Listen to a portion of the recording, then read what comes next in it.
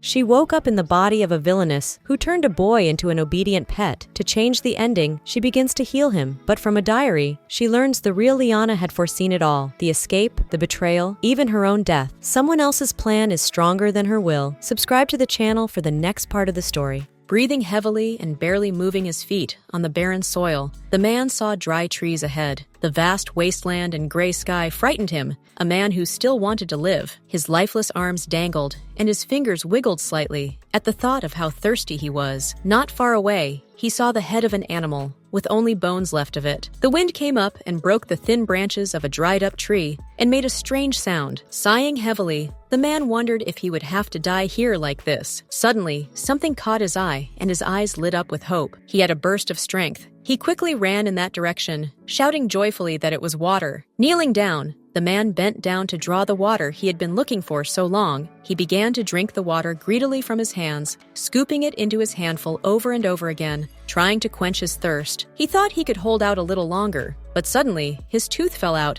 and blood spurted from his mouth. The tooth and the drops of his blood fell near his shoes. When the man saw that it had fallen out, he didn't realize what was happening. Noticing his hands covered in blood, he trembled, trying to understand what had happened to them. Falling to his knees, the man wondered who he was and how long he had been wandering this wasteland alone. Doomed to imminent death, blood continued to pour from his mouth, and his body shook with pain and fear. Covering his face with his hands, the man sobbed, realizing the hopelessness of the situation. He didn't understand why his bones and flesh were disintegrating, and his whole body ached terribly. Suddenly, the man heard someone ask him if he had a wish. He turned around, not believing it was really someone talking to him. Holding out his bloody hands, the man begged in a trembling voice to save him. Kneeling and bowing, he begged to be saved and helped, saying that he was wrong. Bowing his head, the man cried out, "Please help!" Tears sprang from his eyes. Opening his eyes, Meg heard the voice of his mistress. She said she had to punish him because he was asleep when his mistress arrived. He bowed and in a trembling voice replied, "Yes, Lady Illeana." Looking at him angrily, she said he should apologize sincerely. The man raised his head and looked at her, begging for mercy. His eyes were full of tears. Without rising, but on his knees approaching her, he bent down and kissed the edge of her shoe, saying her beast, humbly asking for forgiveness. Raising his head and looking at her, he earnestly asked her to save him. Tears were running down his face. The girl smiled and looked pleased. Waving her hand, she called him to her. Meg was a homeless and dying animal, and Lady Illeana picked him up and rescued him. She gave the beast a name and a roof over his head, and provided warmth and food. In order to keep the beast docile and always dependent on her, she mistreated it. This was very convenient, for a tame beast does not worry or think about anything. After hunger and pain, her tenderness was his reward. Having given her body and mind to him, Meg was happy to be on Lady Illeana's leash, and in her frail hands was centered his heaven and his hell. Tears continued to pour down his cheeks. The man did not take his eyes, which were full of tears, away from his mistress. She was his paradise now. He continued to look at her, waiting for her action. Meg called out to her. His heart was pounding rapidly. He didn't understand why she wasn't stroking him like she usually did, just staring. Suddenly, he realized that she was his hell. Meg sobbed, saying he was scared and afraid. She stopped looking at him, smiled, and finally spoke. The man looked at her fearfully, not knowing what to expect. The girl asked him how old he was now. Meg thought for a moment, and after calming down a bit, replied that Lady Illeana's beast was 2 years old. His answer made her think about something, and then she replied that it was correct. She slipped her hand into the sleeve of her dress to pull something out. Then she said that he should go to bed first. Meg didn't reply anything. Taking out a vial with a lettuce-colored liquid inside, she held it out to Meg. The man obediently held out his hands and gently took the vial. He looked at her questioningly, waiting for further instructions. She ordered him to drink it, while she herself planned to leave early because of her poor health. He shuddered. Meg anxiously wondered if she was already leaving. He didn't understand why she hadn't called him her sweet animal. Sobbing, he wondered if she had given him poison. Meg wanted to know why she hadn't hugged him. She turned around, and he asked if his dear mistress didn't need the beast anymore. Illeana replied that it was the antidote to the potion he had taken. Meg was unable to utter a word. Tears continued to pour from his eyes, and his heart pounded rapidly. The girl turned around and quickly left the room. Only the pounding of her heels could be heard. Grabbing the chain, Meg was upset. He was well behaved, crying, following commands, sleeping. He had tried so hard to earn her love, but he felt like she didn't need him anymore. Outside, the sun had long since set, and the streetlights illuminated the road where the carriage was traveling. When Lady Illeana arrived home, the stars appeared in the sky, and the lights were on in the mansion. The maid opened the carriage door to help her out. Standing near the entrance to the house was the butler. He greeted her, saying cheerfully, "Welcome back, Mistress Illeana." She looked at him carefully, not answering anything, just smiling. She then ordered the maid to escort her to her room. The girl obediently followed her orders. Illeana walked leisurely up the stairs, reflecting on what had happened. When she reached her room, she told the maid that she had already eaten dinner and was going to sleep, so she asked not to be disturbed. The maid replied that she understood. She bowed and wished her good night. When Illeana slammed the door hard behind her, the maid was startled, not realizing what was happening. Entering her room, Illeana sat on the floor and nervously clutched her dress, trying to calm herself down. Walking over to the table where a stack of books lay and pushing back a chair, she was about to sit down. Taking out a piece of paper and picking up a quill, Illeana decided to write down what she had done. She wrote down that she had given him an antidote to rid him of his nightmares. The girl remembered that he had become her beast at the age of 20. So, according to the story, he is now 22 years old, and she is 23 years old. According to the original novel, Illeana was supposed to die in 5 years. She decided that she had to urgently return somehow, or do something about it, since she had taken over the body of the villain in the novel. As she continued to quickly write something down, the girl looked worried and sad. On her sheet were written the numbers of her age and Magnus. She gripped the quill tightly in her hand. The girl realized that she shouldn't have sent that letter. It had happened at the most difficult moment of her life. She was at home that evening. Lying on her bed, she stared intently into the screen of her phone, cheerfully saying, "Great! This is awesome!" At that moment, without taking her eyes off, she was reading this novel. It was about a villain who picked up a young man she liked. Then she quickly tamed him like her own docile beast. She used the necessary forbidden drugs and her gift to do so. In this way, she managed to quickly break his mind, causing him to have nightmares. But for all that, his body remained intact. Furthermore, she was creating the kind of warmth that he could only feel from her. She thought of him as a beast that couldn't break the leash and run away. However, once free of her shackles, the beast still left her. Soon he meets a sweet, joyful girl and fell in love with her, and their mutual love became his salvation. Eventually, he overcame his beast inside and became human again. When he returned to his homeland, he became the emperor, and his savior became the empress. He then found the villainess who had made his life hell and pushed her into an abyss that seemed worse than death. Such is the story. As if wanting to escape from reality, she plunged headfirst into this novel. When she finished reading it, she felt sad. She couldn't understand why it had happened. Sitting down at her laptop, she began to write a letter to the author of the novel, which pleased her and disappointed her greatly. She wrote that she had enjoyed reading her novel,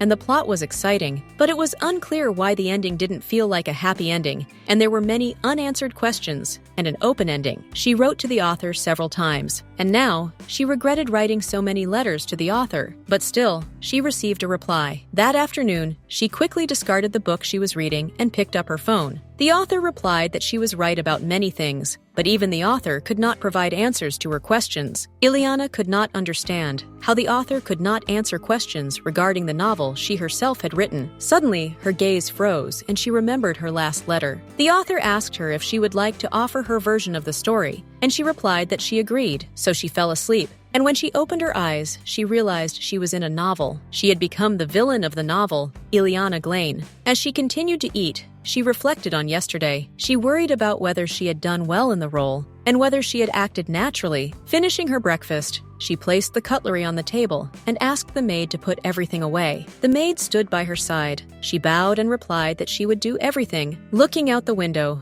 Illeana realized that nothing had changed since the first night. And since even after waking up she is here, this is clearly not a dream. The maids were silently taking plates and cutlery from the table. Illeana watched carefully and continued to ponder what she should do. This affair was, in her opinion, strange. The maid asked if she had enjoyed her breakfast. She replied yes. The strange thing was that the whole story was told from the point of view of a third person who only observes from the outside. The maid asked her to hurry, for Illeana had been invited to a tea party at Marquise Daisy's. Unfortunately, none of the things she was interested in were described in the novel. Given the circumstances, Illeana decided not to go to the tea party and ordered the maid to cancel the the appointment. The maid pretended not to understand. Illeana ordered that the meeting and all activities for the following week be cancelled. The maid bowed and replied that she would do so, and then left the room. Illeana was ashamed of her rudeness and felt embarrassed. However, there was still a lot she didn't know. After thinking about it, she told the maids that she wanted to wash up. The maids got busy preparing a bath for her, which was filled with warm water and rose petals. Once everything was ready, they helped Illeana undress and braid her hair. Such treatment made her feel uncomfortable. To her surprise, there was no mirror in the bathroom. The maids then bowed and asked her to call them when she had finished her bath. This surprised her, for she thought they were supposed to attend to her in the bath from beginning to end. Then she thought perhaps it was because she was not a princess, but the daughter of the Marquise. She didn't get upset and just sat in the bathroom, thinking that it was even better that way. But suddenly, her body shuddered as her gaze stopped on her feet. Examining her feet, she saw the bruises on her pale body. It became clear to her that she knew nothing at all, even about Illeana, in whose body she found herself. Now, not only her body, but everything else was new to her, and she had to get used to the new arrangements. The maids knocked on the door. The maids were busy doing her hair and makeup and picking out her dress. One maid carefully applied lotion to her face. Illeana behaved calmly. Although she felt awkward and uncomfortable, she was not even allowed to dress herself. One of the maids, smiling sweetly, asked permission to do her hair. She was fine with that, but she thought to herself that she was like some kind of grandmother in need of care. Once they were all done, Illeana asked them to bring her tea. Taking out a book, she realized that she was not familiar with the writing, but she could read and write easily. There was a knock at the door. It was the maid who brought her tea. Placing the cup on the table, she began to pour the tea slowly. Humming something, Illeana leaned over to her and whispered in her ear that she had a task for her. She asked the maid to secretly hire and bring to her a man who was well-versed in forbidden substances and knew how to keep his mouth shut. The girl did not ask anything more, but only replied that she would do everything. After that, she quickly left the room, closing the door quietly behind her and leaving Illeana alone. Sitting down at the table, she decided that she needed to deal with Magnus's addiction first. Since she had taken possession of Illeana's body, that meant she would have a chance to influence the end of this story. After all, if she failed, she would be held hostage to that body forever, and she would personally have to pay for all of Illeana's sins. These thoughts made her feel sick to her stomach, and she set the cup down on the table. She pondered what would happen after Magnus returned to the imperial palace. Her best option would have been to hole up at home, but remembering the bruises on her body, she didn't feel safe here. Even the fact that everyone thought she was Illeana didn't change anything. It didn't give any assurance that she wasn't in any danger here. Examining her hand, she asked the past Illeana what kind of life she had. Clutching her hair with her hand, she wondered if it was domestic abuse or masochism, and where the marks came from. She also wanted to see if Illeana had any reason to become a villain. It made her feel exhausted and frustrated. Sighing heavily, she calmed down and realized that wasn't what was important right now. After a while, she arrived again at the house where Magnus lived. As soon as she entered the room, he knelt in front of her and smiled happily to greet her. His behavior made her uncomfortable. Quickly taking off her cloak, she ordered him to stand up. He stood up and gently looked at Illeana and said he did it for her. His cheeks flushed red. Illeana called him Meg, and he called her Liana. He thought he was her pet because of a substance called Ray, and because of Illeana's ability to control dreams, she tamed him. Taking his hand, she quickly led Magnus behind her, who walked obediently and did not resist. Since she was not a true Illeana, she could not control dreams, so she decided to help him overcome his addiction to the substance. As soon as she let go of his hand, he shuddered and looked at her sadly. She wished that the next time they met, he would not kneel down in front of her. The man looked warily at his mistress, waking up in this body for the first time. Feeling pity for him, she gave him the antidote. But this did not make Magnus happy, but instead frightened him, and his body trembled. Quickly running up to her, he knelt down and apologized for being a bad pet. Hitting his forehead on the floor, he tearfully asked for forgiveness. She realized that 2 years of addiction could not be cured with one sip of the antidote. Magnus excitedly asked her not to leave him, promising that he would correct his behavior. Illeana approached him and promised that she would not leave him. He calmed down a little, patting him on the head. She said it was just a new order, which surprised him. He no longer sobbed, but only obediently followed her instructions. Placing him on the bed, she praised him and told him that someone would check on his health. Illeana ordered him to close his eyes and sit still on the bed. He complied. Seeing that he was ready, Illeana looked at the door and told the man to enter. Carl, a tall man whose body was covered in scars, entered the room quietly. Magnus listened silently, with his eyes closed. He was surprised to hear the name for the first time. Carl walked quickly over to Magnus, who sat motionless on the bed. As soon as he touched him, Magnus flinched. Carl carefully continued his examination of his body, touching his face. Illeana stood nearby, nervously clasping her hands together and assuring herself that all was well. She was sure as long as his eyes were closed, nothing could give away Magnus's identity. After all, the symbol of belonging to the imperial family of this country were golden eyes. She realized that it was impossible that Lady Illeana could not be unaware of this. Realizing that he was of the imperial family, Carl reported that he had finished his inspection. She told him to step out first. The man obediently followed her order. As soon as she allowed Magnus to open his eyes, he immediately looked at her. His eyes were full of sadness and longing, and his cheeks were covered with a blush. He continued to sit on the bed, and without waiting for her further instructions, he turned to her. Illeana looked at him and said she had to go and would return later. Her words saddened the man, and he asked in a trembling voice why she was leaving him like this. His body trembled, and it looked like he was going to sob. She realized that he was acting like before again. Tears ran down his cheeks because of the feeling that he had done something wrong. She kneeled down and said he did everything she asked and kept his eyes closed. His behavior annoyed her and made her worry at the same time. He wanted to apologize that he may have done something wrong. Illeana covered his mouth with her hand. She looked at him gently and told him that he had done nothing wrong. After all, it was her fault. Or rather, it was all Illeana Glenn's fault. Taking her hand, she asked him to rest well tonight. After calming down a bit, he sadly replied that he would do her bidding. His behavior was like a little puppy who needed her care and affection. She gently stroked his head, which pleased and soothed him. As he looked at her tenderly with his golden eyes, he did not want to part from her. Her palm stroked his cheek. He closed his eyes and smiled happily, enjoying her touch. For a moment, Illeana froze, afraid to disturb this joyous moment. Then she abruptly removed her hand, turned and left, saying they would see each other later. Magnus stood up and after some silence replied, "Yes," sadly seeing her off with a look. She walked quickly out of the house, near which the guard and Carl were waiting for her. Approaching the man, Illeana immediately asked how he was. Carl looked down sadly and replied that he was addicted to Ray. Illeana was satisfied that she had found the right man. She wanted to know the details. He replied that Ray was a substance used to tame slaves that could develop dementia. For someone who has been using it for 3 years, he is not in bad shape. Also, Carl was sure that whoever was taming him had picked a good dosage. That pleased her, but Illeana wanted to know regarding the detoxification. Carl replied that to do this, an antidote should be given, gradually reducing Ray's dosage, and in 6 months, the substance could be eliminated from the body. Since there was no perfect detoxification drug, once the substance was cleared from the body, the patient would begin to struggle with himself. Illeana thought that Magnus would be able to overcome this, as he was very strong and could escape on his own. After thinking it over well, she realized that she had only one way out of this situation. She asked if he could prepare a cure for half a year, promising that he would bear all the expenses. Carl replied that he could. Going up to the carriage, she said if everything went smoothly, he would get 50 gold bars. But if he blabbed to anyone, and there was even the slightest rumor about it, Carl raised his head and looked at her in silence, realizing the threat she was talking about. Turning around sharply, she promised that if she did, she would ruin his life, no matter what it cost her.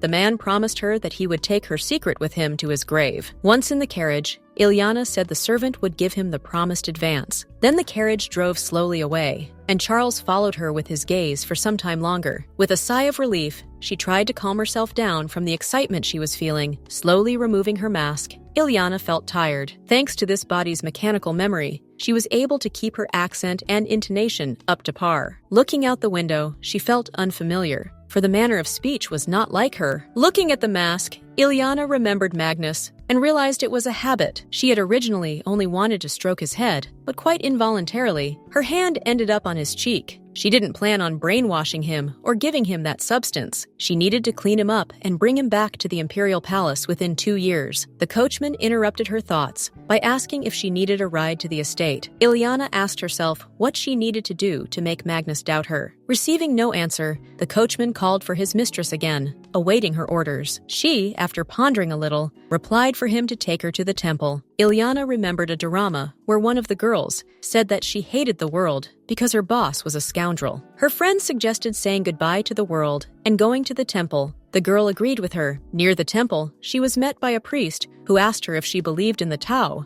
and in Lord Regnebu. Illeana answered nothing, but only smiled silently, folding her hands in prayer. The temple of Regneb was large, with parks with altanks and a river running in front of it. Continuing to stand beside the carriage and smiling sweetly, she awaited the priest's next action. People had gathered around, among whom the priest tried to pass, asking them to part. As he walked towards Illeana, the people tried to figure out what the noble lady had forgotten in the god's temple. Illeana replied that she had come to pray in the god's abode. She apologized for disturbing the faithful.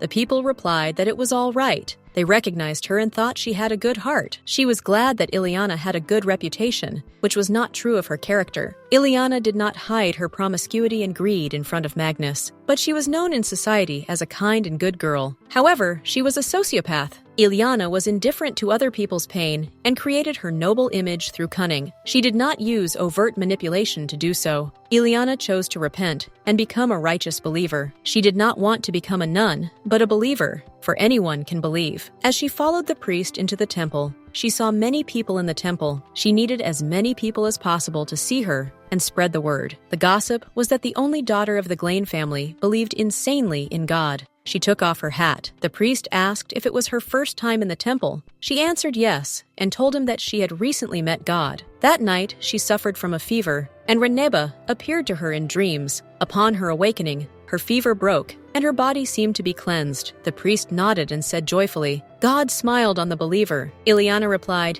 "Yes, because of God's grace, it was as if she had been born again." She wanted as many people as possible to know of his favor. She felt guilty for lying in the temple of God, but she needed to become a believer, no matter what it cost her. The priest looked at her in surprise. It was the only independent temple in the empire. Regneb's temple was beyond the emperor's control. If something were to happen, as a believer, she would be safe. As she approached the door, the priest informed her that this was the prayer room. He showed her the donation box and told her that they did not force anyone to donate funds. For those who donated more than a certain amount, the temple could issue a believer's certificate. She immediately put her hand up her sleeve to get the money. Illeana said that, unfortunately, she had only taken it with her.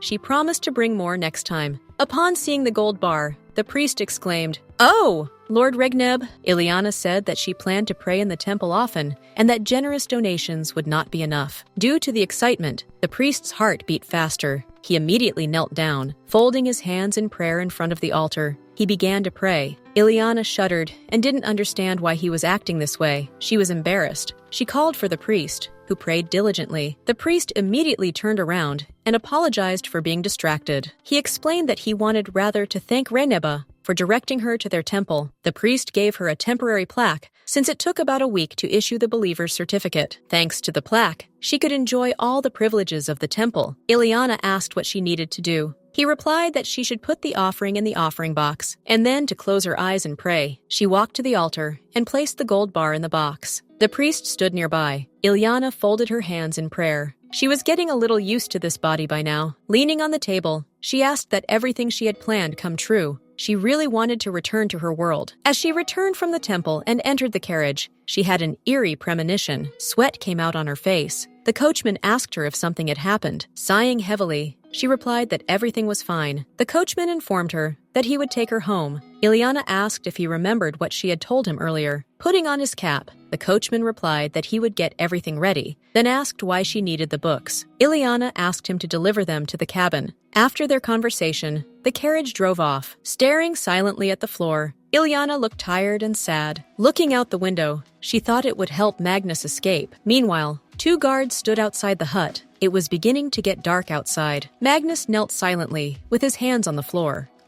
He was crying, his tears streaming down his face and falling to the floor. Magnus asked why. Rising to his feet and looking out the window, he asked why Lady Illeana had left him alone in the darkness. He was scared, so scared alone. He sobbed even harder. The man began to blame himself again and did not understand what he had done wrong. The maid stood by the bookshelf and said in surprise, "How strange." She was surprised that some of the books were missing, but suddenly they reappeared on the shelf. Another maid asked what she was doing. The girl replied that the bookshelf was strange. She said that for a week, 10 books had been disappearing and reappearing on the shelf. The maid replied that perhaps the mistress had taken them with her. Hearing that the mistress had finished her bath, the maid said they should go to her. The maids quickly went to her room, each of them thinking about something different. The maid, seeing something, was greatly surprised. Illeana lay on the couch, while the maids did her makeup and hair and prepared her clothes. She thought about the fact that it had already been a week. It had been a week since she had given Magnus the books and stopped seeing him. She knew Magnus was bright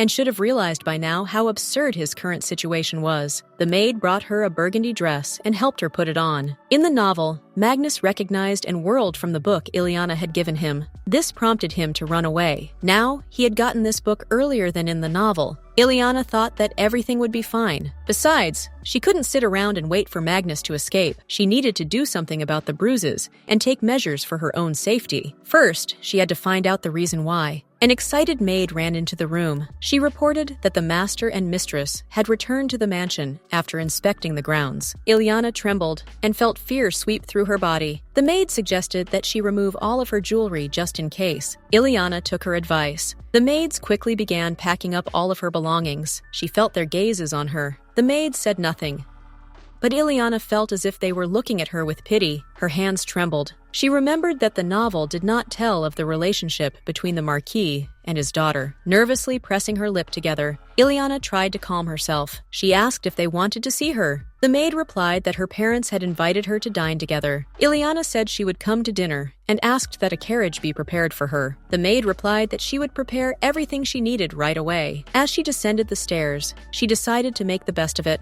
and also check on Magnus. She needed to check on the progress of the detox and then find a place that looked like a monastery. Since she hadn't seen her parents once in a week, Illeana realized that they were often away from home. Suddenly, her father appeared behind her back and asked where she was going. She immediately turned around, and seeing her father, her body trembled with fear. Illeana bowed and replied that she had heard he had returned. A man with silver hair and green eyes stood before her. She told him that she wanted to visit the temple. Her father was surprised that she was going there. He said it wasn't like her. Illeana remained silent, afraid to raise her head. Her father reminded her not to be late for dinner, for she knew well how much he hated tardiness. Illeana replied that she always remembered that. The sunlight illuminated the estate, and white clouds rushed across the blue sky. The carriage pulled up quickly to the entrance of the building, waiting for the young mistress. The maid approached Illeana and informed her that the carriage was ready. She turned around abruptly and said they were departing immediately. Sunlight was falling on the huge white manor, streaming through the windows to the inside. The coachman helped Illeana into the carriage and said he would take her to the cabin. She nodded approvingly in return. As soon as the carriage pulled away, she immediately pulled the curtain on the window. She bent over and covered her face with her hands. Her feet and hands were icy cold, and her body was shivering.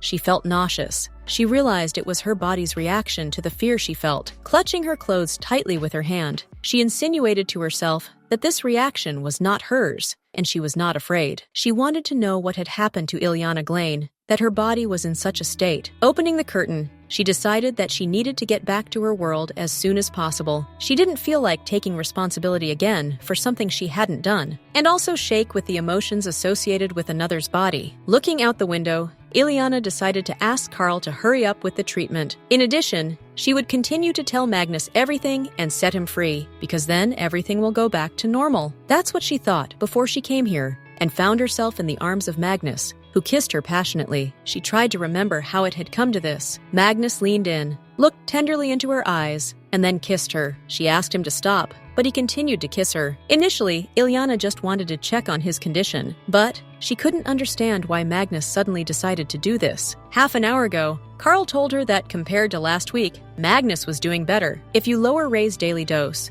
and continue taking the drug, within 6 months, his addiction will disappear. Illeana asked if this process could be accelerated. Carl replied that no, that he could only prepare a certain amount of the drug per day. Looking at the key, she thought that was a lie. although maybe he only makes 1 dose a day. Illeana realized that Carl had a lot of anxiety about his life, since he is afraid that if he becomes useless to her too quickly, he might die. She said she understood and advised him to plan for the future without a deal. And, unless he makes an effort, their pact will last a very long time. Carl quickly replied that he would heed her advice. She opened the doors and was surprised that it was taking 6 months to detox Ray, and addicted to the substance, Magnus. As she entered the room, she saw him reading a book.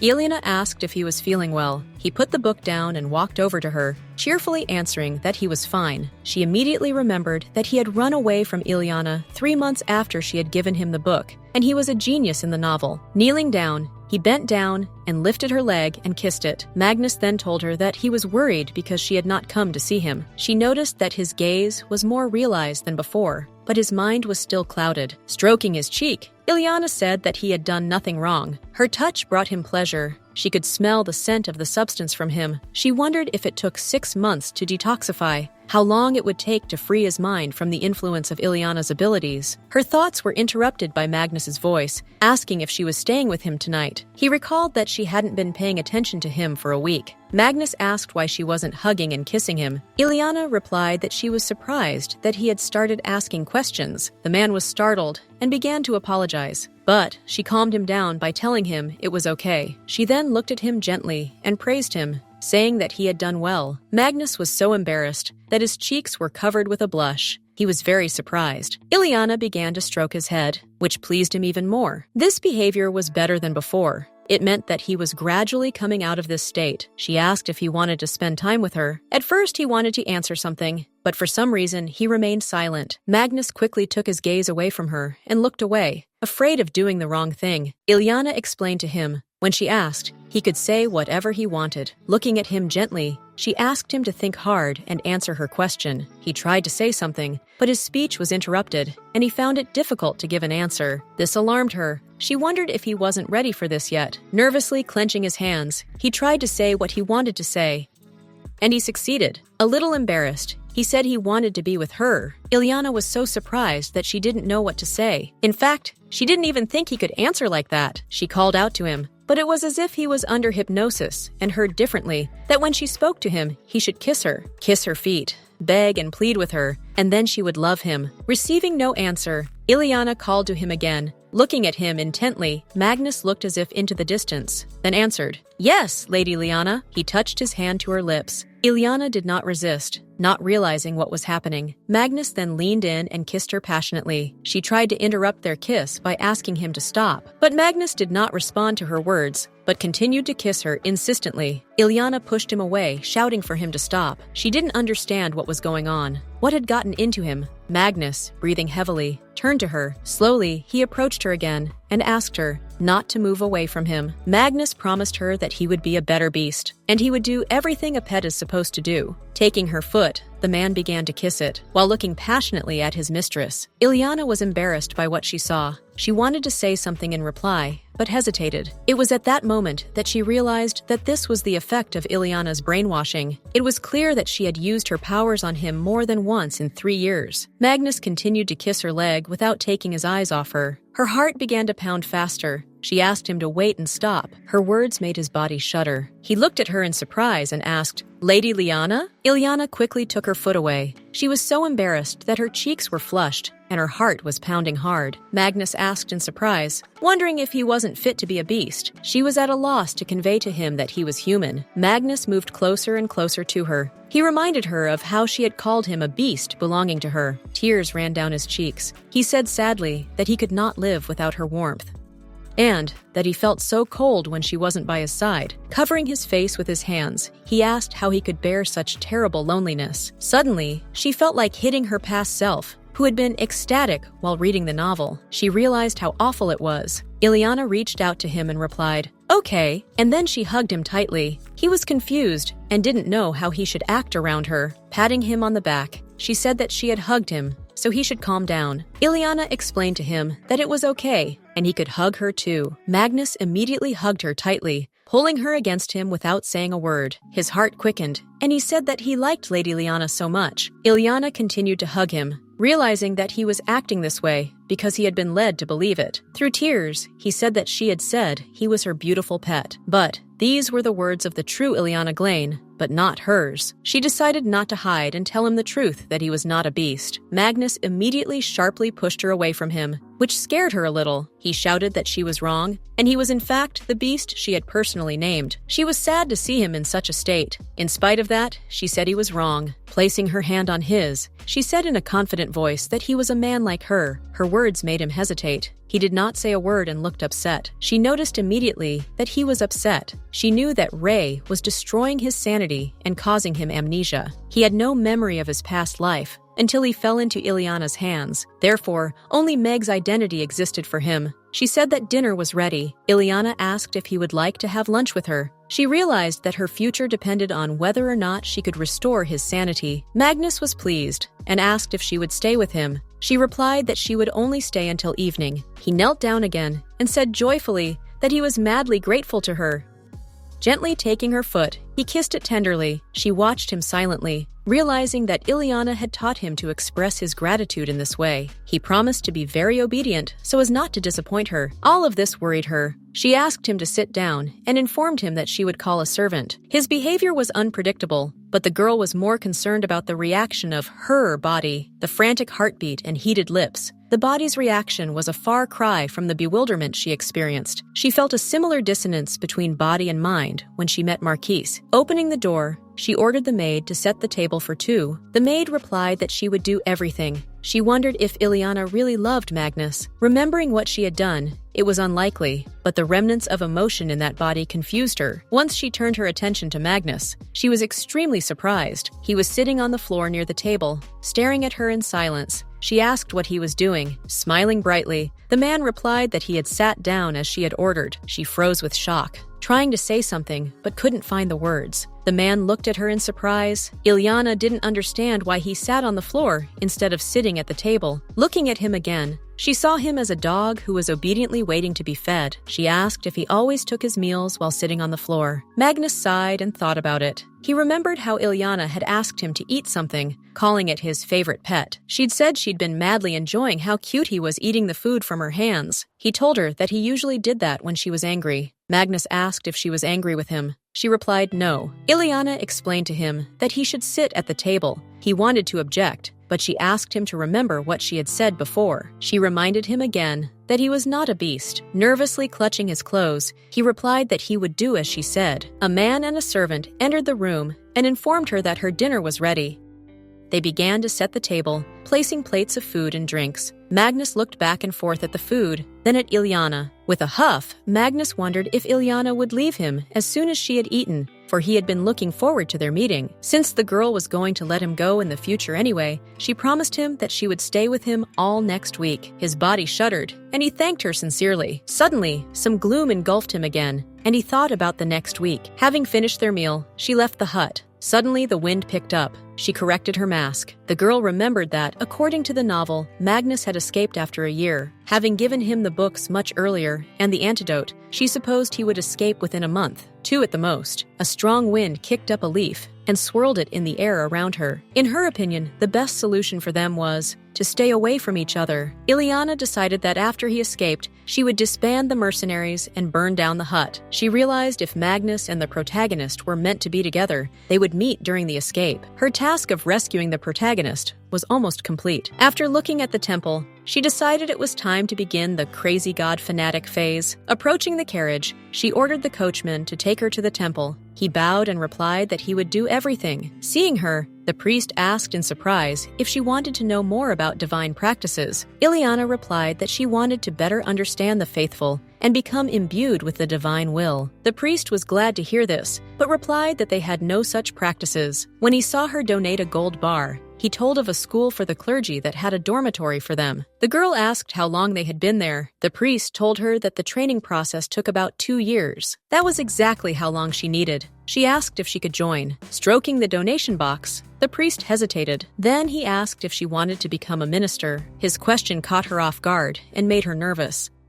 But she immediately calmed down and and replied that she just wanted to be closer to God. The priest looked at her carefully, pondering something in his mind. Her heart began to pound hard, and she worried that she had not been convincing enough. He said cheerfully that he was very happy that she had developed such a deep connection with God. Illeana replied that she was glad to learn too. Albeit belatedly, he held out a scroll to her. It was an application for entry, which had to be filled out immediately. It wasn't difficult to apply, but it was 2 weeks before school started, so she didn't have much time to prepare. The priest asked if she was satisfied with it. That was plenty of time to prepare for the journey, but she was worried about Magnus. She asked when the next filing would take place. He replied, in 2 years. Clenching her fist hard, Illeana wondered if everything would be all right. Although his mind was not completely clear, she knew Carl would take care of him, so she replied firmly that she agreed to go in 2 weeks and start classes. The sun had set over the horizon, painting the sky over the estate a purple color in its wake. The manor was noisy. The servants were quickly gathering things and carrying them out. Upon entering the house, Illeana was surprised to see such a bustle in the gathering for departure. On the floor lay a broken vase and roses, whose petals had scattered to the sides. A maid greeted her.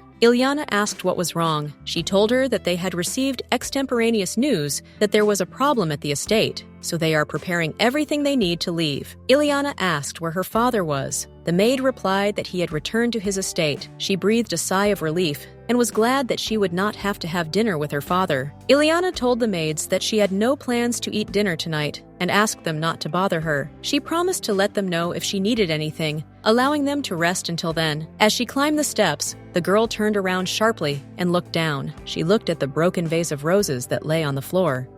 Some strange feeling kept her awake and disturbed her. Going into her room, she started going through all the books, trying to find out more information. To be more effective in restoring Magnus's sanity, she needed to find out what had happened between the two of them. Opening a drawer in her desk, she found nothing there. The girl didn't understand why she couldn't find any diaries. Suddenly, she remembered that they usually built secret drawers into such desks. Reaching into the depths of the desk, Illeana found the button she had pressed. To her surprise, it worked, and she found something in the secret drawer. She quickly pulled a notebook out of the drawer and began to look at it. After reading a few lines, she realized it was a diary. It said that on November 5th of the year 927 in the imperial calendar, she found a stray beast, the golden dragon. She wondered who this golden dragon was. Then she realized it was Magnus. As she flipped through page after page, she realized it was Illeana's diary. Suddenly, she looked closely at the page and said what it was. It was now the 930th year of the imperial calendar. She didn't understand why the diary had said that then. On November 13th of the 931st year of the imperial calendar, the beast escaped. Unconsciously, she squeezed the page of the diary. This whole thing was strange. She realized that Illeana's diary was only supposed to be filled out until the year 930, but it described the 931st year when she had let Magnus escape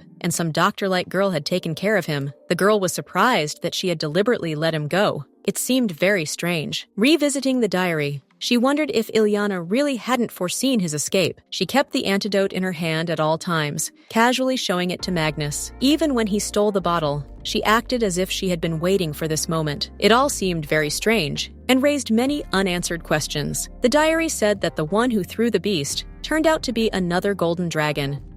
The beast eventually started asking questions, and she decided to give it the gift of knowledge. And then she realized that Illeana had foreseen his taming, his escape, his ascension to the throne, and even his revenge. It was all her elaborate plan. But one thing kept her wondering what this diary was. It was written on Illeana's behalf. That meant she could foresee the future, for she had the ability to control dreams. More than Illeana's new skill, however, it bothered her that there was a person with the power of persuasion. If this is that person, then the diary was handed over for a purpose. Revisiting the diary, she found this on the last page. It said it was the only diary Illeana had hidden during her exile, and there was one page left where she could set down her last words. It said, "I don't even have a clue as to what Illeana wanted to write." The girl clutched her hands to her head and was simply perplexed. She realized that only an author could do such a thing and write this. Sitting down on the floor, she asked if he wanted her to find the answers herself so she could go home. She didn't really understand how she was going to make sense of this diary. It was unclear to her what the numbers were next to the dates and whether Illeana had planned this because she wanted to put him on the throne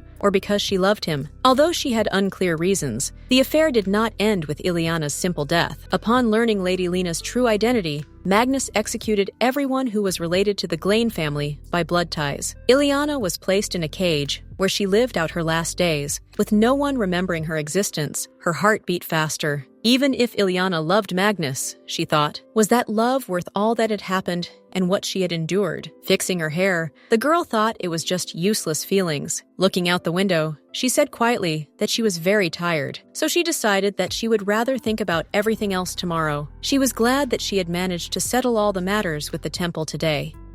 The stars appeared in the sky. Illeana was glad that she could sleep in peace. Meanwhile, in the hut, the mercenary shouted for medicine to be brought. The man handed him the bottle and asked if he had reduced the dosage. The mercenary replied that he didn't know and was worried that Magnus might have a seizure. Carl told him that in such cases, Magnus should be given the medicine, which he quickly poured into his mouth. Opening his eyes, Magnus thought of Lady Illeana, why she didn't stay with him. He remembered her saying that he was not a beast, but a human like her. Magnus didn't understand how he could stay by her side if he was no longer her beast. He was sad. She called him human and became much more gentle with him. In front of him, he saw her, the Lady Illeana he had called so loudly. Opening his eyes, he saw a worried mercenary. Magnus wondered why she couldn't leave this place. And in that moment, the idea of running away from here came to him. After all, it was the only way he could kiss Lady Illeana's feet whenever he wanted. Before he fell asleep, he saw the mercenaries leave the room and close the door. Magnus lay on the floor. His body was trembling and covered in sweat. He was cold and scared because he was haunted by the nightmare again. Opening his eyes, Magnus asked for someone to share his warmth with him. Suddenly, he felt Illeana touch his shoulder with her hand and tell him to wake up. Opening his eyes, he flinched, for he didn't realize what was happening. There were two men standing in front of him, a brunette and a blonde man. The brunette told him to follow them. Magnus didn't understand who the man was or why he wanted him to follow him. The brunette informed him that they would be going into the woods today to hunt, so he wanted him to hurry. Magnus sat near a tree. There were books lying next to it and a basket of food. He said,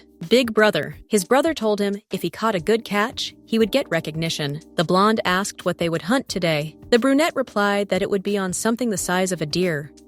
Magnus said, "Killing innocent animals for fun." Both brothers stopped and looked at him angrily. Brunette said he probably didn't want to be their brother. But Magnus replied that it's not like that, and he really wants to be their brother. Taking the basket of food from him, the brunette said until he stops carrying books and reading, he will never be one. He took a sandwich out of the basket and said that the maids showed him care again because he treated the commoners well. The brunette threw the sandwich to the ground and stepped on it with his foot. Magnus couldn't do anything about it. They laughed, and the brunette told him to remember that they didn't want to see that again. Throwing the basket on the ground, he told Magnus to be an obedient dog and follow them. The young man obediently followed his brothers, but when they came to the edge of the cliff, the brunette pointed his sword at him and told him to step back. The young man asked in a trembling voice why they were doing this to his brother. The brunette replied that in this way, they could remove an obstacle in their path. He then walked up to him and pushed him hard. Magnus was unable to keep his balance, and he fell down from the edge of a high cliff. His older brother laughed and shouted for him to try to survive,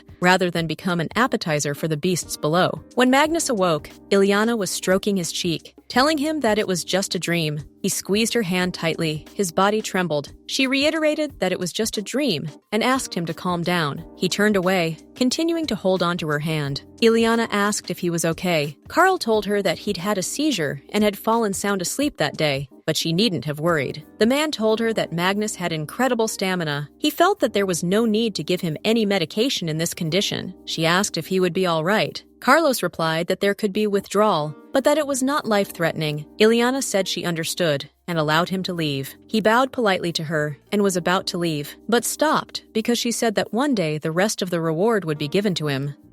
It would mean he wouldn't have to come here anymore. She hinted at what might happen to him if he said too much. His body trembled. Carl replied that she shouldn't worry because he wouldn't tell anyone anything. After their conversation, Illeana went to the cabin and Carl to the carriage to head home. She quickly opened the door with her key and sighed heavily before stepping inside. When Magnus woke up, she asked if he was feeling better. The man looked away and replied that he was feeling better. He stood up and, fixing his hair, immediately walked over to her. Touching his cheek, Illeana said he was still feverish. Magnus smiled sweetly and looked at her tenderly. His cheeks flushed. Then he said sadly that it had been so long since she had visited him. Illeana told him that she had been busy. which was why she hadn't visited him. He realized that she had many other things to worry about besides him, so she was busy. Illeana thanked him for his understanding. She noticed that he had changed a lot. His face looked fresher. He was taller in stature, and Ray's scent was gone. She went to the shelf of books and told him that he had been reading a lot lately. Opening one book,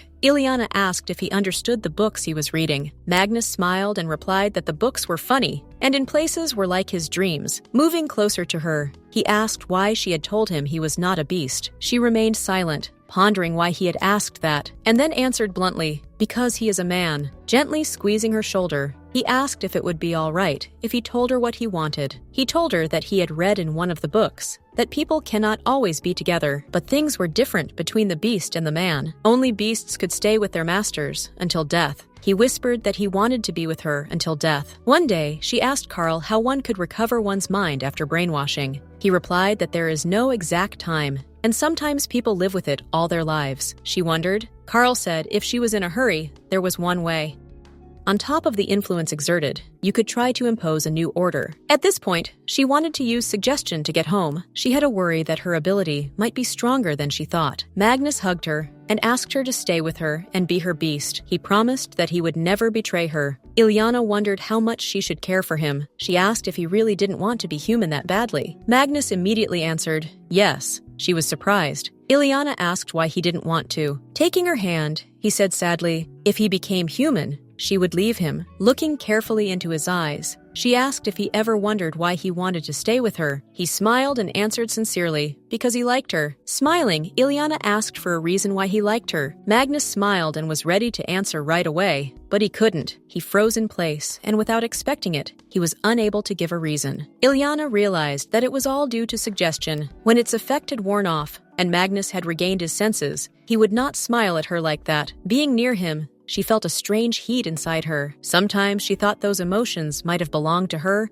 and not to Illeana. Suddenly, she realized, the strange shivering in her body was just the remnants of the emotions of her body's former mistress. Leaning over, she whispered to him to take it easy and stop lying to himself. Stroking his cheek, she reassured him, telling him it was okay and that it was normal to be human, and he would get used to it in time. She realized that it was ironic to say these words through the mouth of a man who had insinuated that he was a beast, but she wanted to say it to him before she disappeared. Illeana offered to drink tea. Realizing he didn't mind, the girl went to the table to pour them some tea. Magnus asked her if he would be able to stay by her side if he became human. Her hand flinched as she poured the tea. His question made her nervous. After drinking some tea and thinking about it, she replied that she might be able to. Magnus looked at her carefully and asked if she really wanted to do it. She smiled and placed a cup of fragrant tea in front of him. Then she offered to sit down next to him to talk over a cup of tea. He obediently sat down on the chair opposite her and was ready to talk. Looking at him, she found it hard to believe what he would do in the future. She knew that a few years later, he would brutalize his brothers. He would become the most formidable ruler in the history of the Empire. The reasons and details of their murder were not revealed in the novel, so she did not know why he had changed so much. Magnus drank his tea in silence, secretly glancing at her. When their eyes met, he hesitated and looked away. Then Magnus smiled sweetly, and his cheeks flushed. Illeana decided that in the future, she would run away and avoid meeting the cruel emperor. It had already been a week since she had found Illeana's journal. Magnus asked how long she would be with him. She replied that until nightfall. From then on, she tried to find answers to the author's questions. Magnus asked if Carl was coming. Illeana replied that he had already left. Magnus rejoiced to hear such news. Suddenly, she remembered the words from her diary. "Curse me if you will." She realized that Magnus could escape if he was in mental anguish, had lost trust in Illeana, and she needed to hurt him to get home. Magnus saw that she was brooding. He called out to her, clutching the cup tightly in her hands. She said that she was just playing with it earlier, and now she was tired of him, so she didn't need him anymore. He could not believe what he was hearing. In a trembling voice, he asked what she had said. Illeana replied that she had begun to visit him rarely for that reason, and from now on, they were in no way related to each other. From such a shock, he missed the spoon, which fell on the pot and tinkled. He looked at her and wanted to say something, but could not. The pain inside was tearing him apart. Lowering his head, Magnus was devastated. She stood up and said she no longer needed to stay here. Walking beside him, she decided to leave so he could rest. Magnus shuddered, and grabbing the edge of her dress with his hand, said she promised. Illeana turned around. She was sad to see him in such a state. With tears in his eyes, he asked her to stay. Magnus reminded her that she had promised him to stay until nightfall. He asked her not to leave. She replied that she didn't need him anymore, and told him to let go of her dress. As he continued to sob, he earnestly asked her not to leave him. Illeana watched him cry in silence, trying to figure out if she had been cruel enough. She had no choice but to use a non-powerful suggestion. As she touched him, she realized that she would have to do the same as Illeana. The coachman stood beside the carriage and looked up at the sky as it suddenly began to rain. Illeana stayed still in the cabin and tried to comfort Magnus. The girl stroked his head, telling him to calm down. He grabbed her hand and wouldn't let go. She realized she couldn't use suggestion. If he was brainwashed again, she didn't know what would happen to him next. Magnus calmed down and smiled, though she knew he wasn't ready for her to leave anytime soon. But she had decided to leave for school in a week, and that alone was going to cause him a lot of heartache. Magnus asked her, giving him a hug. Illeana replied that she had already told him everything, but he wasn't going to give up. He hugged her tightly, pulling her heart against him, not wanting to let go. The girl did not try to break free from his embrace, but only looked at him questioningly. Magnus wondered if things might have turned out differently if he hadn't been a beast. If he became human, would she agree to stay with him forever? She was confused,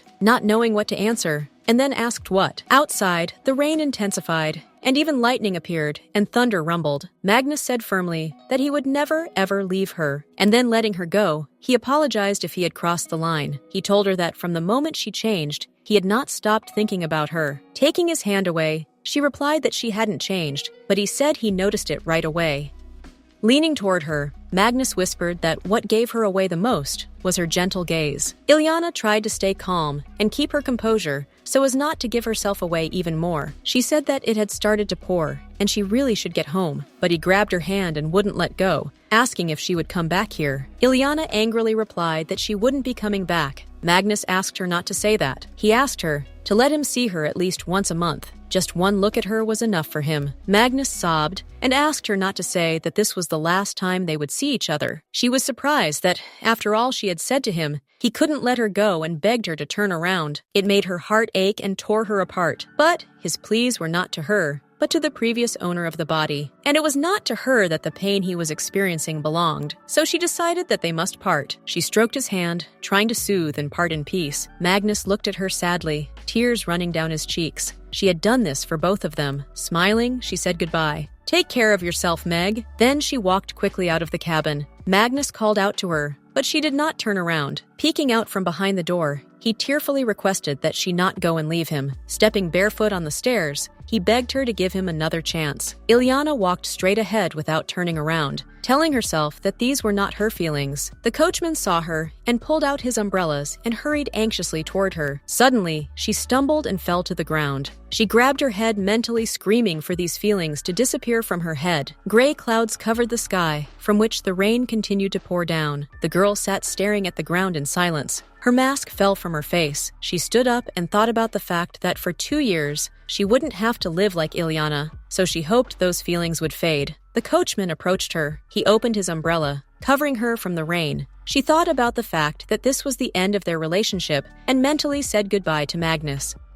Magnus, meanwhile, was standing in the rain nearby and was excited. There were children running in the street who sang that when darkness began to fall, one should pray with all one's heart until morning. For every day the God of mercy looks upon men. They asked Redneb to deliver them from the unclean prophecy, and also to grant them protection from dark symbols. Illeana listened in silence as they asked that the god bless the village and his servants. Then they all shouted together, "May our Khotan be blessed!" Illeana got out of the wagon and said that the weather was beautiful. Shulia said that it was always sunny in Khotan at this time of year. A girl ran up and hugged Illeana, asking if this was the first time she had traveled outside the capital. Shulia told her that she had been here last year and was ready to answer her questions. Illeana replied that she had no questions and asked to be let go. Shulia said sadly that they had come together in the wagon, but she was still as cold. Illeana smiled, for she was trying to keep her distance. The girl grabbed her hand and said she would try to make friends with her during practice, for for today was their first day of training. Holding Illeana's hand, she ran forward screaming,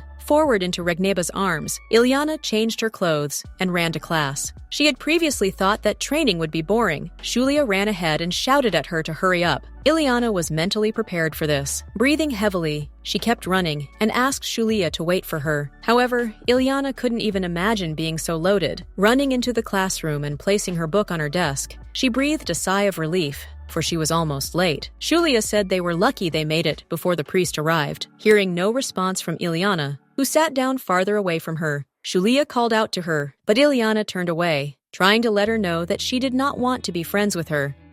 It was 3 days before Illeana came to Khotan to be trained as a cleric. From 6 in the morning to 10 at night, she had prayers and classes, and only a 10-minute break. Clutching her quill tightly in her hands, she thought, if it weren't for Magnus, she would have returned to the capital. She felt the stares of the other students on her and tried to act dignified. After all, the other students were still looking at her. Everyone knew that she was a noblewoman, so calm and elegant, who had decided to train to be a clergywoman. Many people tried to get her attention, but Illeana tried to ignore everyone. She didn't plan on making friends with anyone, so all she had to do was wait for time to pass. Some time passed. The students left the building. Julia asked Illeana if she too was going to the auditorium. Illeana asked if the dean's speech to the freshmen would take place there. Julia replied, yes, that it would begin in 20 minutes. Julia did not want to listen to that boring speech. Illeana said that it would be over sooner or later. The girl asked if all aristocrats are so proper. Illeana replied that it was prejudice. She thought about the fact that no matter how much she pushed Julia away, the girl continued to socialize with her. Illeana stopped and said that she needed to go to the dormitory because she forgot something. She asked Julia not to wait for her. Julia went to the auditorium, waving happily and asking her not to be late. Illeana waved back at her politely and smiled. With a sigh of relief, she thought. She felt uncomfortable around her because she kept reminding her of him. Julia had the same hair color as Magnus. Illeana wondered how he was doing after the day they broke up. She received reports once a week. The servants continued to deliver books to him. Carl's examination data showed that his struggle with addiction was going well. One day he asked about her. Magnus still slept badly, shivering with cold every night. The feelings for him had awakened and made themselves known again. She realized that someday she would feel better and it would pass. She became sad. Suddenly, she heard the voice of a man who claimed that he was not a heretic. Illeana looked in surprise in the direction the voice came from, saying he needed help. The man in the cloak asked what information he had. It was Saint Father Thail, who said that he knew some details about the dark symbols. The dark symbols were the devil's language. Though varied, they all pointed to unholy prophecies. The priest Thail said that there was a legendary sacred text that described the future of the empire. Illeana was surprised, as she did not remember it being mentioned in the novel. She continued to secretly eavesdrop on their conversation. The man in the cloak asked the commander to find this book so he could destroy it as soon as possible. The commander quickly replied that he would carry out his orders. The stranger drew his sword and told the priest Thail that he had learned something that he was not supposed to know and that no one should know about. The dark-haired man smiled and his golden eyes shone. A shiver ran through Illeana's body, and she looked back fearfully. With one swing of his sword, the stranger dealt the priest Thail a fatal blow. His blood splattered to the sides. The priest died instantly, and her breathless body fell to the ground. The stranger stood by her side. Illeana covered her mouth to keep from making the slightest sound. Her heart was pounding hard, and she was very scared. There was a deep sword wound on the body of Priest Thail. The dark-haired man ordered his subordinates to clean up the place so that there would be no problems with the temple. He said to put more wounds on the priest's body to make it look like he had been killed in an attempted robbery. The man then ran sharply in the direction where Illeana was standing, but when he got there, he saw no one. The man smirked, thinking about the fact that he had obviously sensed someone else's presence here. Illeana, clutching her books tightly to her, ran quickly to the dormitory. Breathing heavily and gulping air greedily, she didn't stop. She was scared from what she saw. Once there, she stopped and couldn't understand why they had killed the priest just because he knew about the Book of Prophecies. Illeana was badly frightened and wondered who she should tell about it. A student, another priest, the dean, or... Suddenly, she realized she couldn't do that, since the assassins were on the temple grounds. And if they caught her, they would kill her so she wouldn't tell too much. Her hands trembled. She tried to calm herself, for she realized if she acted rashly, someone else would take her life before she met Magnus. After a while, Illeana began to frequent the library at school. From then on, she began searching for information about dark symbols and prophecies, but found nothing worthwhile. A mystical prophecy foretelling the future of an empire appeared in legends in the form of a villain or monster, being the source of all evil. Information about their appearance and location varied. One thing that was similar was the book that spoke of the prophecy. This old legend was known by everyone in the empire, but Illeana was alarmed that the novel made no mention of the legend. And the strangest thing of all was that this was not the first time such a thing had occurred. She remembered the family setting of the manor and Illeana's diary. After all, they hadn't been mentioned in the novel either. She wanted to understand the connection between them. The two students talked about the rumors concerning the clergyman, that he had been attacked by robbers while transporting donations, and his body had been found in a market corner, but the murderer had never been found. They were frightened by what had happened, so they decided to return to the dormitory before sunset. Illeana realized that she couldn't get involved as a temple attendant. Earlier, she had thought she would be able to live peacefully in Khotan, but for unknown reasons, these things kept happening around her, which made her very tired and annoyed. She hoped that she would never be in such a situation again. Night came, and the month appeared in the sky, surrounded by stars, illuminating the hut and everything around it. Magnus slept with his arms wrapped tightly around himself. Moonlight streamed through the window and shone down on him. He woke up, clutching his head tightly and whispering that he was cold. Tears were running down his cheeks. Darkness had always been his punishment from Illeana. He had nightmares again and was very scared. He didn't know what he should do. Magnus could not go blind or deaf or even lose his mind, but he was left alone with loneliness. In front of him, he saw Illeana. He said she should not have left him. No matter how much he called for her, she did not come. He wanted to be the beast that kills. He stood up and began to shout, asking for her to come back to him, but he could not stay on his feet and fell to the floor. He heard voices mocking him, and one of them said that they would see each other in the next life. Covering his ears tightly, he asked them to be silent, for he did not know any Magnus. Covering his face with his hands and dropping his head to the floor, he asked why they kept calling him that. Suddenly, something happened that made his consciousness change. He realized it was his name. The image of Illeana calling him crackled. He knelt and looked out the window, saying his real name, Magnus D. Cloud. The full moon shone brightly in the sky, with clouds beside it. Magnus stared at the moon in silence, and memories came over him. As he remembered everything, he smiled, deciding what he would do next. Holding out his hands to the moon, he said her beast was finally human. In that instant, Magnus decided that he would surely find her. 3 months passed, and a carrier pigeon brought her a note. It was another report. Illeana was sitting near a tree at the time, reading books. It said that Magnus had escaped and was living in the doctor's house after his escape, and that the mercenaries had canceled her contract. Illeana smiled happily at the thought of him finally escaping. The novel said that he had found refuge in the healer's house. This girl genuinely cared for him, and later turned out to be the main character and became the Empress.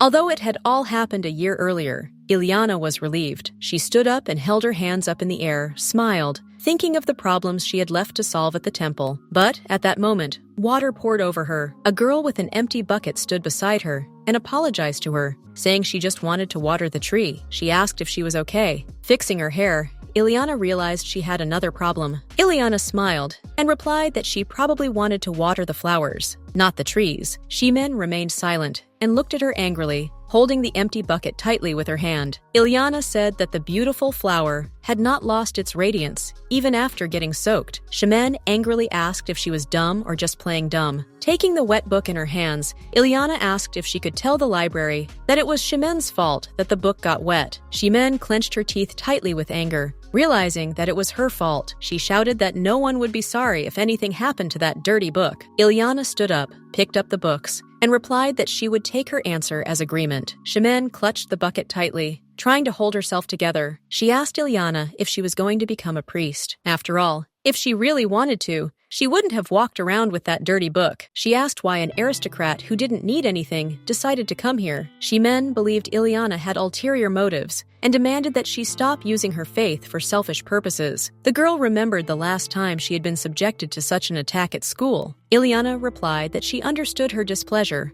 but she wasn't going to take someone else's place. But she reminded Shimen that as a true believer, there were some things she should know. That you can't justify bullying under the guise of your beliefs, as it is a sin. After all, if one becomes a priest, such a thing is simply unacceptable. Shimen remained silent. To Illeana, this situation was a small thing compared to other problems.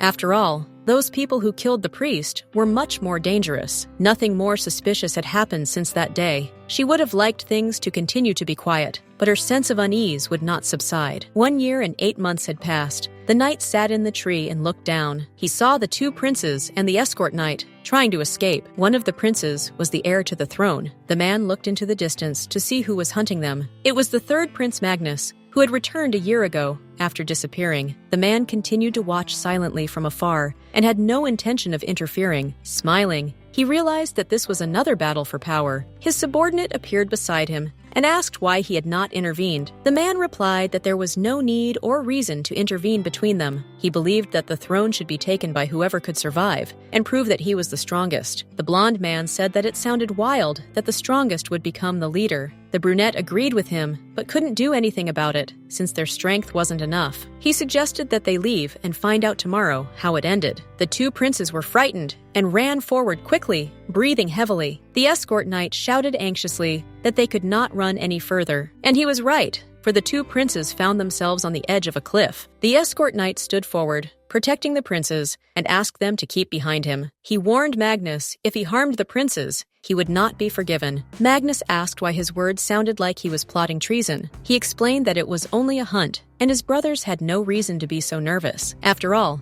they were now in a very significant place. The crown prince barked out if he was going to avenge their past. A dark energy appeared around Magnus's leg. He replied, no, that it was only an accident, since the princes had fallen prey to a ferocious beast while hunting, and their escort knight had been killed. The princes, trying to flee, were crushed by falling off a cliff. A black 4-eyed wolf appeared near Magnus. The wolf looked at them fiercely and growled. The crown prince looked at it angrily and told it not to speak nonsense. Standing proudly before him, the crown prince said how dare he threaten him, the future emperor. Magnus smiled and advised his brother to be quiet. Patting the wolf, he said that the beast would grow fiercer if they made noise. The wolf was ready to attack, and the escort knight to defend and protect the princes. Once the wolf defeated the knight, it attacked the princes who tried to escape. Magnus walked to the edge of the cliff from which he had fallen in the past. He smiled as he looked down and realized that the brothers had been defeated. The wolf approached him and asked if he was satisfied that his desired revenge had been accomplished. He also said that soon, also the power would pass into the hands of his summoner. Magnus looked forward, pondering something. He replied that these were only the necessary means for him to gain it. Stroking the wolf, he said that it was still not enough. The wolf laughed, saying that it was amusing, and he would see how far his despair and anger would go. Magnus pointed his hand at it, and the wolf turned into a dark energy that entered his hand. Magnus looked at his hand carefully and thought about it. Illeana fell asleep at a table in the library. Someone touched her and told her to wake up. She immediately woke up, wiped her face with her hand, and saw that she had fallen asleep reading a book. The girl asked Illeana if she had slept long. Smiling, Illeana replied that it was about 30 minutes. Illeana rested her head on the book again, and Illeana reminded her that she had told her to rest, but she didn't listen to her and went to the library immediately after the exam. Under Shimen's bullying, Illeana continued to read books, but all was to no avail, and she could not find the information she needed. When Illeana intervened, there was less bullying from Shimen. Illeana asked Illeana how she had done on the exam. The girl replied, fine. Seeing the sheets in her hands, Illeana asked what she was reading there. Illeana replied that it was a news bulletin for priests, which was forbidden to be read to students, but not to graduates. Quickly picking up the sheets, Illeana began to read. Illeana told her that many things had happened during their training. Illeana was thrilled when she learned that the emperor had died. After a little thought, Illeana worried about who would ascend to the throne. Illeana learned that a few days before his death, the crown prince and the second prince had gone hunting, and the next day, their bodies were found at the foot of a cliff. Fortunately, the missing third prince returned a year ago, and before his death, the emperor appointed him as his successor. Illeana immediately realized that it was Magnus who had killed his brothers. Illeana was concerned when she saw Illeana's face turn pale. She advised her friend to go back to the dormitory and rest. Illeana replied that she would. Supporting her friend, Illeana asked if she was okay. Illeana felt nauseous and dizzy. She thought about the fact that she would be 25 this year, and Magnus would be 24. Illeana walked her to the library entrance Illeana said she would walk to the dormitory on her own. She thought they should have forgotten each other by now, but the feeling of unease never left her. Julia shouted after her that the coronation ceremony was coming up, and if she went right after graduation, she could make it in time for it. Illeana turned around a little and said she would think about it. She walked forward, determined that she would never go near him. Even when she returned, she would watch him from afar. After all, she had no more reason to see him. A pair of aristocrats watched the coronation. The woman asked how it had come to such an absurdity. The man replied that the emperor had personally appointed the third prince as successor. The woman asked if he was not accused of murdering his brothers. She thought that if the late emperor had been of sound mind. When they heard that the new son of the empire had been announced, they immediately bowed. The priest said in a loud voice, "Emperor Magnus D. Cloud." With a crown on his head and the trappings of power in his hands, Magnus looked at his subjects with his head proudly raised. The capital was noisy that day. The people rejoiced that there was a new emperor. They wished him a long life. On the same day in Khotan, the dean of the school gave his speech to the graduates. The dean was happy that he had the honor of conducting the graduation ceremony of the faithful, who had successfully completed 2 years of study. He said that they had experienced a lot during this time. For some, time had passed in an instant, and for some, it may have seemed like half a lifetime had passed, but he was glad that they had handled it with honor and overcome all the trials. As they got into the carriage, Illeana said they were going home to the capital, and so their future received Regneba's blessing. When Illeana returned to the manor, the servants greeted her. The maid said cheerfully, "Welcome back to the Glenn family." At the same time, people in the palace were saying, "Long live the new emperor." Magnus smiled happily as everyone around him congratulated and welcomed him as the new emperor. At the same time, Illeana was also greeted and was happy to see her return home. Illeana walked with her head held high, showing no emotion. Such a welcome from the servants seemed strange to her. She had given no warning that she would return, but everyone welcomed her readily. The butler bowed to her and said, "Welcome home, Lady Illeana." He told her that the Marquis was waiting for her inside. Hearing this, she shuddered. She was surprised that her father was at the manor. The butler informed her that the Marquis would like to dine with her, and he hoped to hear how her 2 years at the faithful school had gone. Illeana turned around and asked the butler to tell her father that she was coming. As she walked up the stairs, she thought her father was a cruel man. He did not react in any way when his daughter suddenly left the house, yet he continued to receive information from a distance. As she approached the door of the room, Illeana stopped. The maids looked at her in surprise.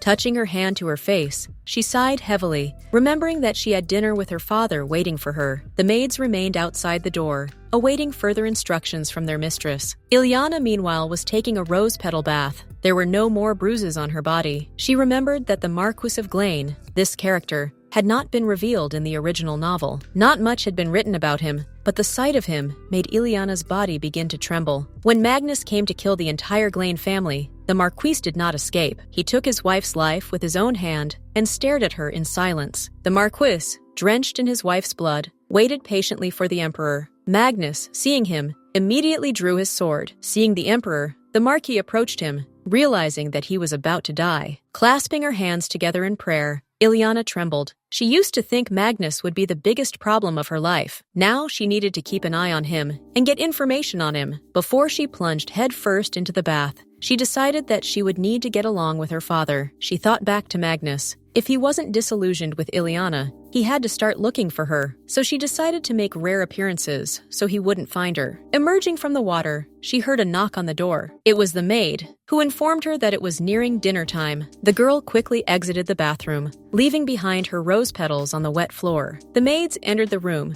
and began to help her dress and dry her hair. With a determined look ahead, she thought about the fact that she needed to get through this dinner safely. With the butler's assistance, Illeana entered the room with her head held proudly high. The maid pulled back a chair and motioned for her to take a seat at the table. The Marquis greeted her and told her that it had been a long time since they had seen each other. Illeana bowed to him. Her body was trembling. She tried to calm down and pull herself together. Then she looked up at him and smiled and replied that it had indeed been a long time.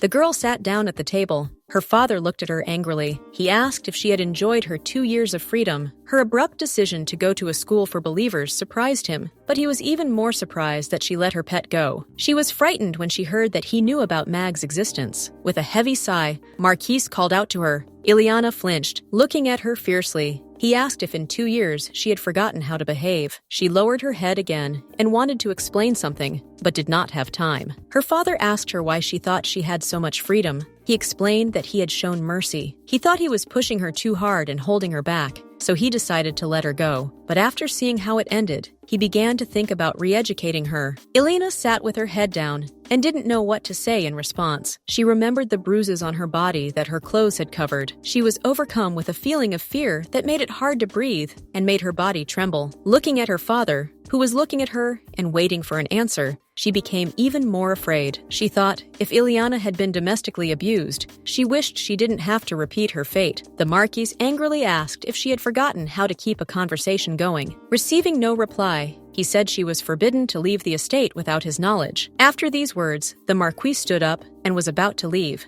Illeana also stood up and called out to him. She realized if she didn't try to remedy the situation, he would just leave. Marquis stopped and waited for an explanation while she pondered what to say to her. Fortunately, a great idea occurred to her. She shouted loudly that she had forgotten. The Marquis and butler did not understand what she meant. The girl looked innocently at her father and said that she did not remember anything. This always seemed to her to be a childish excuse. It was a phrase that officials liked to use. It was also often used at the climax of dramas. She never thought she would have to say such nonsense, but nothing else occurred to her. The Marquis asked in surprise what she had just said. Illeana said that there had been an incident at the temple, after which she had come down with a fever. Since then, it was as if her childhood memories had been erased from her mind. The Marquis asked again, "The incident?" She replied, "Yes." The girl said that some of her peers had decided to pick on her and had poured a bucket of water on her. She confessed that she was embarrassed to say it, but even he was difficult for her to remember. Father flinched, and Butler opened his mouth in surprise. A silence formed in the room. Everyone was thinking about something. Illeana stood up and asked that her words be believed as she was telling the truth. After that, tears ran down her cheeks. She was sure if she cried, he would believe her. The Marquis nodded and said he understood. He ordered Marbot the butler to call a doctor for tomorrow, and after accurately diagnosing the child's condition, to inform him of the results. Marba replied that he would do everything. Afterward, he turned to his daughter, who on hearing her name immediately trembled. He informed her that she had a very busy schedule starting tomorrow. With every word he said, Illeana's heart pounded louder and faster. But her father did not admonish her, but told her to get a good night's rest after she had eaten. He did not lift the ban, however, and warned her that she would have to master all the things she had forgotten. He would also ask her random questions every night. If she cannot answer correctly, she should be prepared to be punished. Illeana bowed to him and promised that she would not let him down. As soon as he left, she immediately sat back in her chair, breathing a sigh of relief. The maids were gathering food from the table and talking about something. Leaning back in her chair, she wondered if she had succeeded in deceiving him. Since the Marquis was stingy with his emotions, Illeana wasn't sure if she had. As she looked at the dishes in front of her, she felt her appetite disappear. She got up from the table. The girl realized that she was very nervous, so she couldn't eat anything.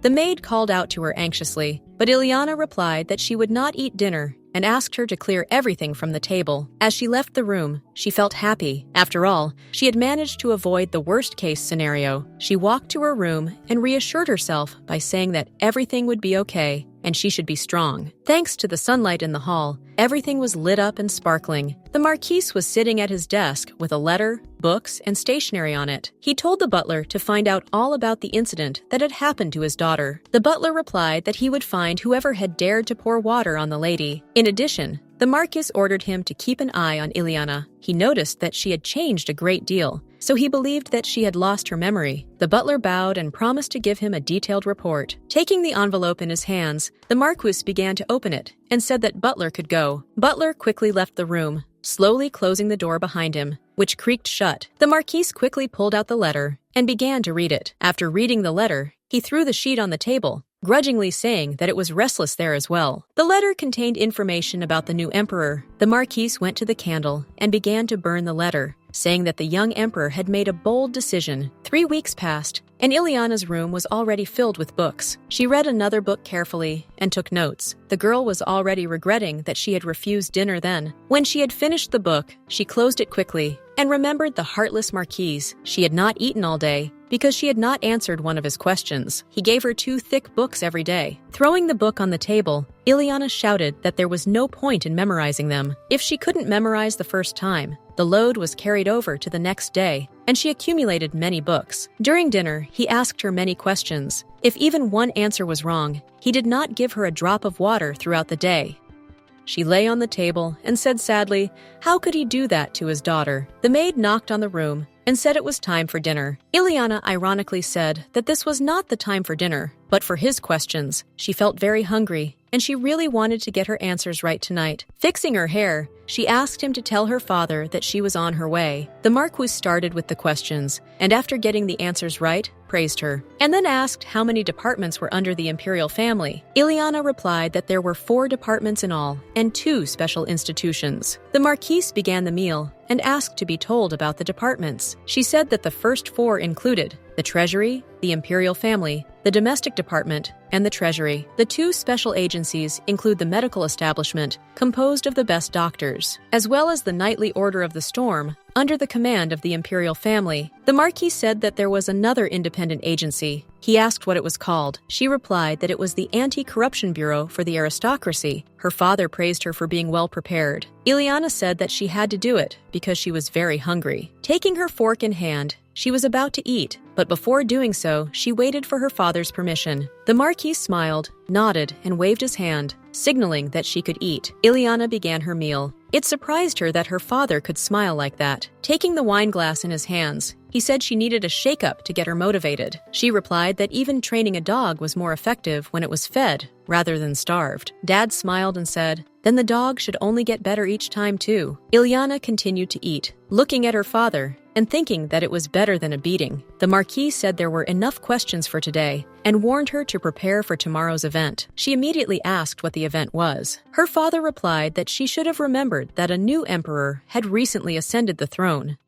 After his coronation, the emperor immediately conducted a purge. Many aristocrats lost their positions, and an ordinary woman took Mendes' place. Because of the new emperor's unconventional reforms, relations between the ruling family and the aristocracy became strained. Illeana replied that she understood. She remembered that Mendes was in charge of the medical establishment. The Marquis revealed that the emperor had mentioned a wedding 2 days ago. Illeana thought that he had decided to marry the main character, and in order to find a suitable candidate for the role of empress, a ball will be held tomorrow at the imperial palace. And of course Illeana was invited too, so she had to prepare. She stood up abruptly and shouted, "Father, me!" And at that moment, she accidentally caught her hand on the wine glass, which fell to the floor and shattered. She felt guilty. The maid came quickly and said she would clean it up. Her father watched her reaction in silence and then said it was okay and she should sit down. He explained that he had no intention of making her an empress, and she doesn't have to try to stand out in front of the emperor. She was very surprised and asked if he was telling the truth. Smiling, he replied that she was his only heir, and there was no need for her to become empress against her wishes. But this was a good opportunity for her to learn more about the new ruler, so she needed to not relax too much. After a little thought,